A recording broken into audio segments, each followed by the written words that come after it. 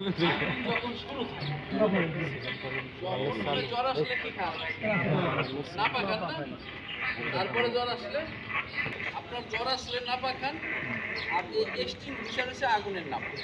এটা কোন অবস্থায় ব্যবহার করবেন? যখন ছোট আগুন থাকে। এরপরে যদি আগুন আরেকটু বড় হয়ে যায় তখন আপনার হোজ পাইপ থাকে।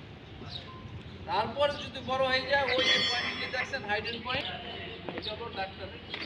ঠিক আছে, এখন এই যে আপনার এখানে CO2 এক্সটিংগুইশার আছে, এটা কোন আগুনে ব্যবহার করবেন? 5 কেজিও আছে। কেউ যদি বাসা বাড়িতে কেউ একটা ফায়ার এক্সটিংগুইশার রাখে, সেটা রাখতে হবে ডিসি, কারণ ডিসি হলো মাল্টিপারপাস ফায়ার এক্সটিংগুইশার।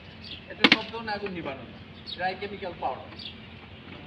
এখন এম এর the base of the fire, আগুনের উৎসস্থলের নজলটি তাক করা। তারপরে একটা এস আছে, সুইপ ফ্রম সাইড টু হ্যাঁ, স্কুইজ দ্য অপারেটিং লিভার। এরপরে কি করবো? অপারেটিং লিভার চাপ দেব। তারপরে একটা এস আছে, sweep from side to side, আগুনের এই পাশ থেকে ঝাড়ু দিবে। তখন যখন চাপ দিবে তখন দেখা যায় পাউডার বেরোবে।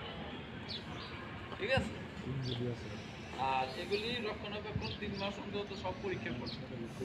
আর আপনাদের হাইডেন আছে।